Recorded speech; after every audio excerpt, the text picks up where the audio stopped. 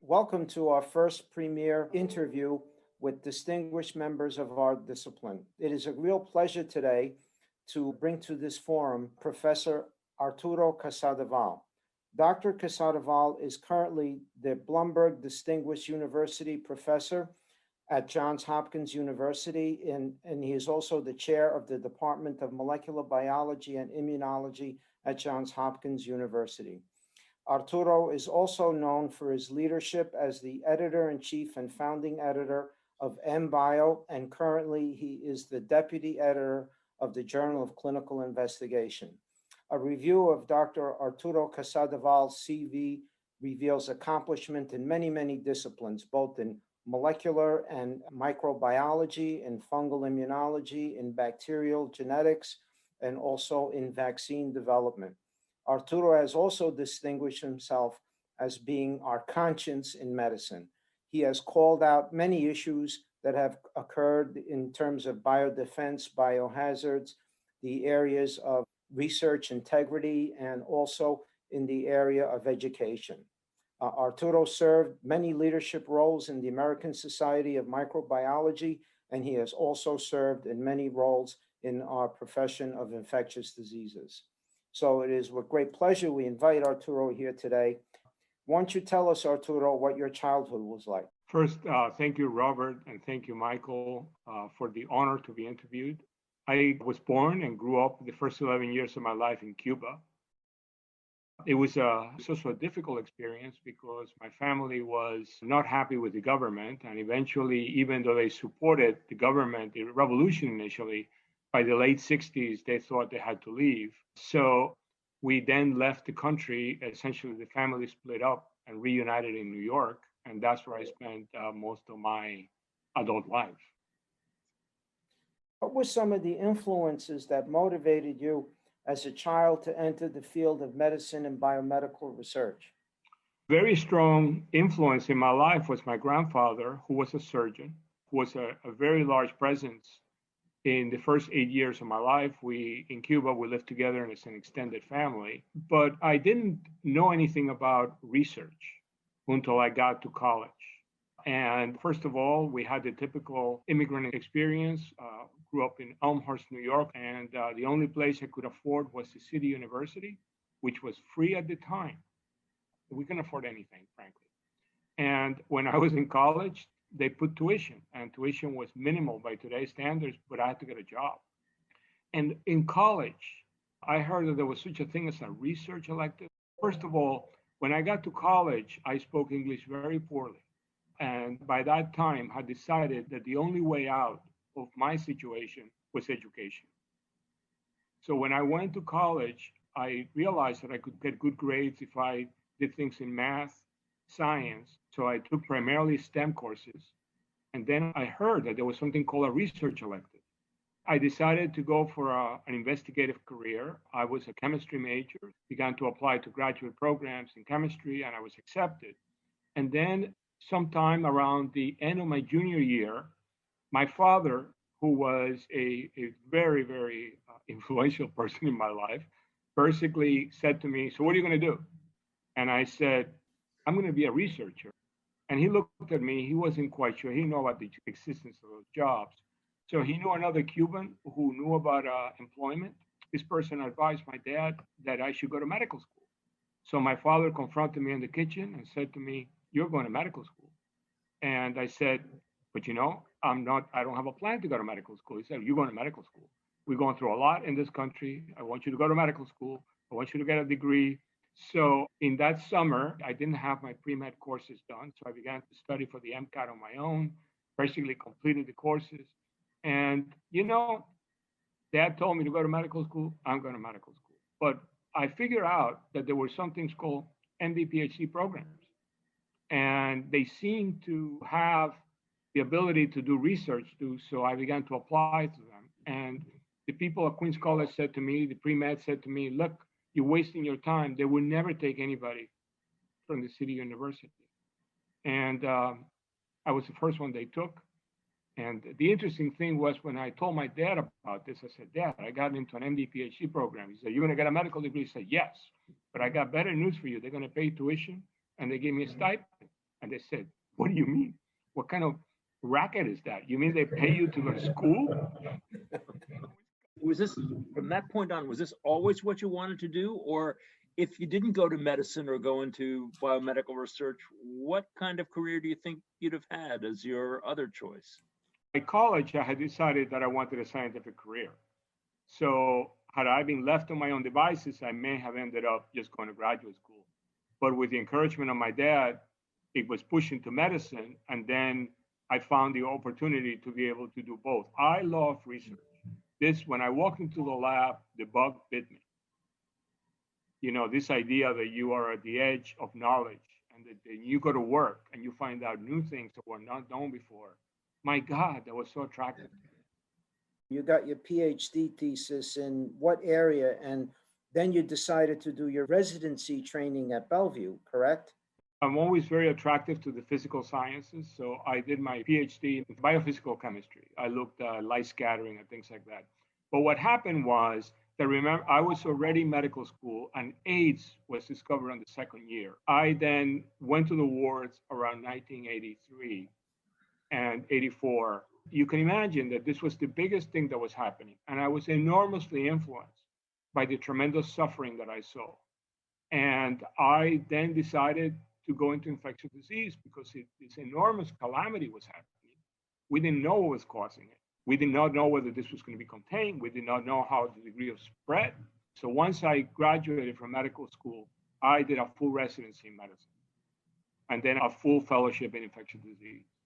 With the AIDS epidemic raging, what was it like? First of all, many of the patients were my age, many younger. There was the majority of people who got admitted simply did not survive. It was a searing experience. There was nothing you could do for them. You could try the infectious complication. You could treat their pneumocystis. You could treat their cryptococcal meningitis, their toxoplasmosis. But I was very struck by, before the end of my residency, ACT became available.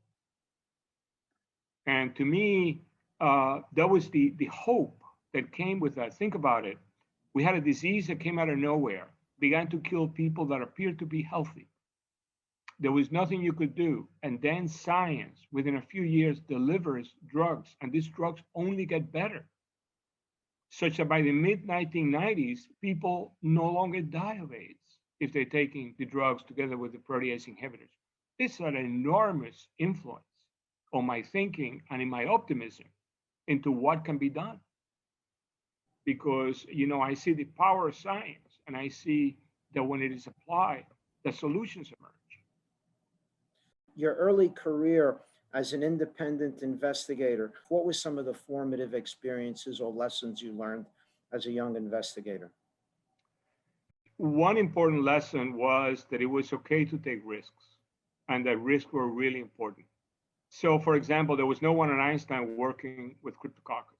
So by just working with Cryptococcus, I didn't know it at the time, but I had created a research program on an organism. And once I began publishing, I became, you know, valuable in terms of being recruited internally when I finished my fellowship. But the most important lesson, and one that I carry to this day, is to succeed in any of this, you have to persist and you have to be determined. When I finished my fellowship, I could not get funded. I applied dozens of applications, and eventually the grants came in.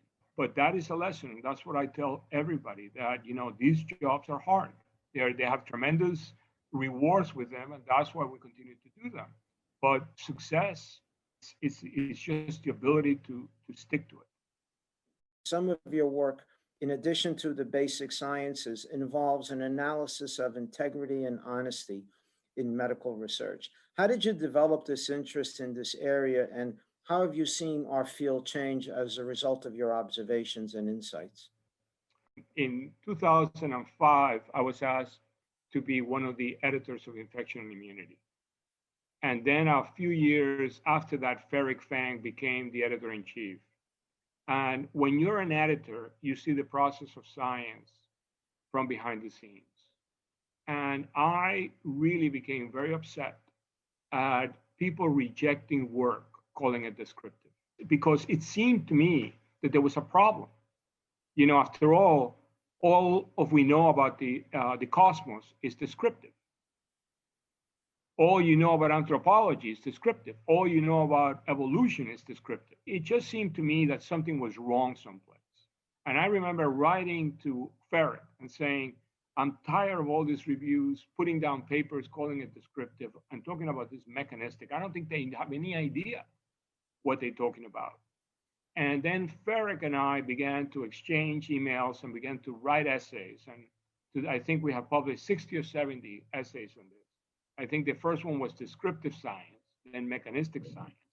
So what I began to realize was that if the experts in the field were trashing work by calling it descriptive, when you could argue that all science is descriptive, even if you find a new mechanism, you're still describing it, that there were really intellectual problems on the way people were thinking. You said in one of your lectures that I attended that you wanted to bring back the, quote, philosophy into PhD. Please explain what you mean. Some scientists, when they call the work descriptive, want you to go into causes. They want you to do work that establishes causality. Others are saying that they want you to go deeper, but they can't even often enunciate what their criticism is. So they call it descriptive. And to me, what that shows is that shows insufficient training in some of the fundamentals of science and philosophy. How do we know what we know? You know, you have been a successful editor, a successful researcher, a successful author, and a leader in terms of how people in our field think about science.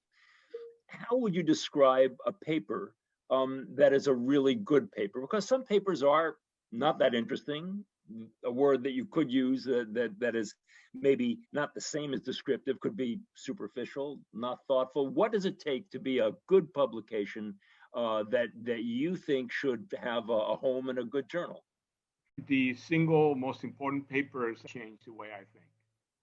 But I don't ever put down science. I don't ever put down new work. Look, you still have to go out there and do a lot of the analysis that people call descriptive. You need to know what's there. You know, that may not change your views or your thinking, but you're still adding to the human knowledge base. Don't denigrate it.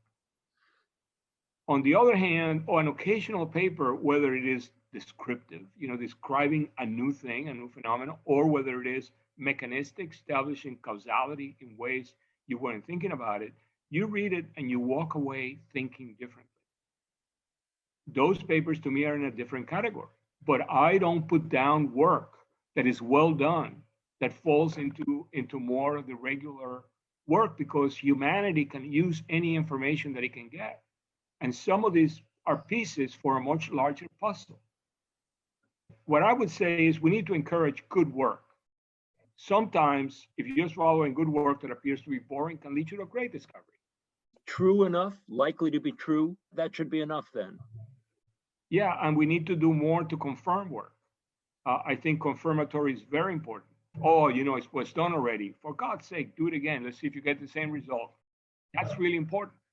The topic of gender clearly has influence in authorship, and you've actually even addressed this in one of your papers, Gender and Authorship. And there's also the issue of gender inequities and funding in the field. You've thought a lot about this. Can you share it with? I guess the provocative idea that we have is that scientists are really good at discriminating good science from bad science, but they are terrible when it comes to ranking good science. And the current system of funding requires scientists to rank things. And the problem arises that when you sit there and you rank stuff, well, you know, I like this field more than another. Well, you know, the figures are nicer, this and that. And these are not the issues that should go into deciding funding. So, and that's, by the way, where gender bias comes in and ethnic bias comes in. People say, how can it be? Well, you know, they've been ranked by people in the field. They know about this.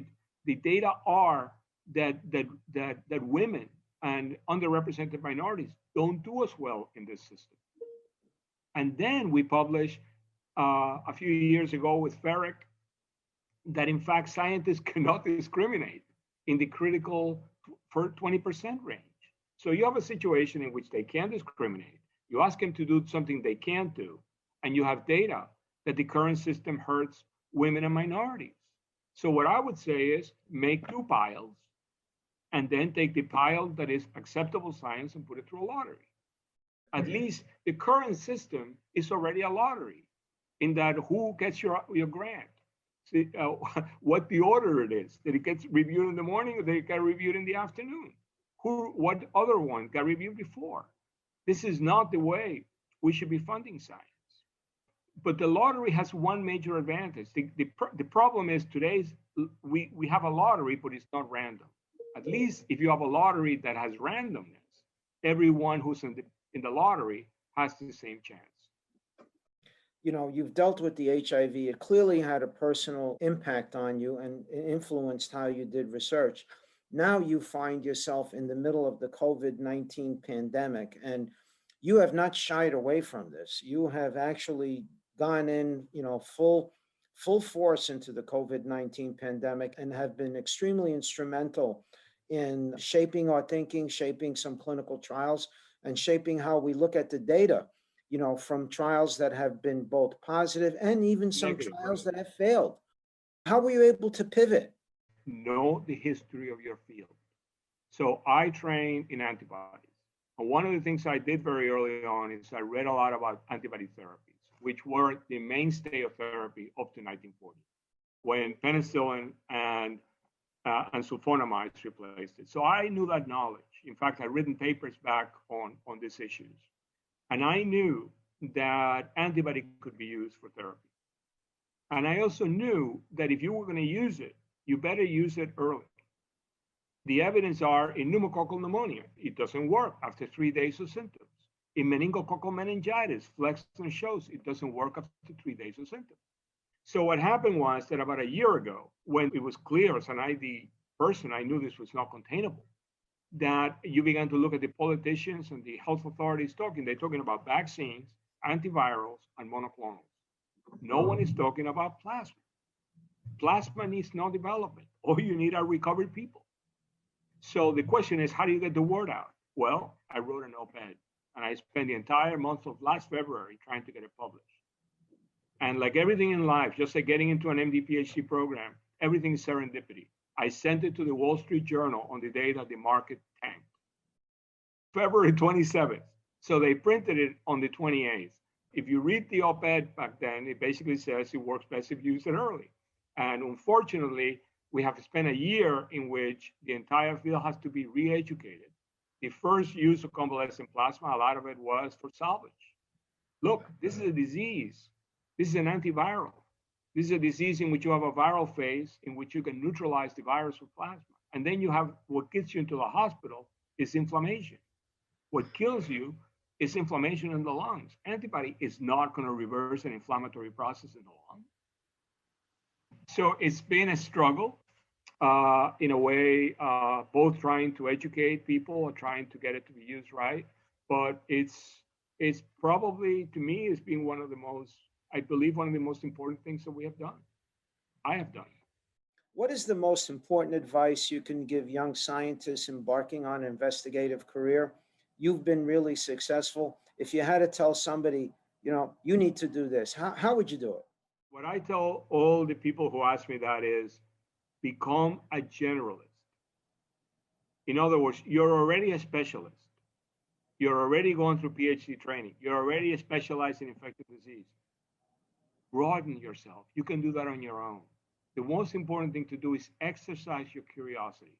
Curiosity is like going to the gym. If you basically feed it, it drives itself. And they say, well, how am I going to do that? I don't have any time. I said, every single day, try to learn a small fact about something else. And what happens is if you learn one bit every day of the year, by the end of the year, you have 365 new bits, and you begin to make connections. And science is a lot more fun. You begin to see patterns, but you got to go outside your field. Don't become somebody that says, that's not my field. I don't have an opinion. You're a scientist. You should be a generalist. You should be ready to take on the world, on new problems. Your last comment just before this one, I was going to quote you and say, I'm preparing a lecture on something I know nothing about, and that uncomfortable feeling makes me grow.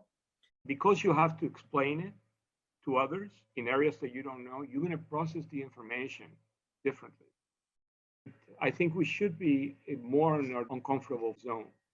We've had a great afternoon. You asked me some very nice questions. Thank you for all the nice things you Thank said. you.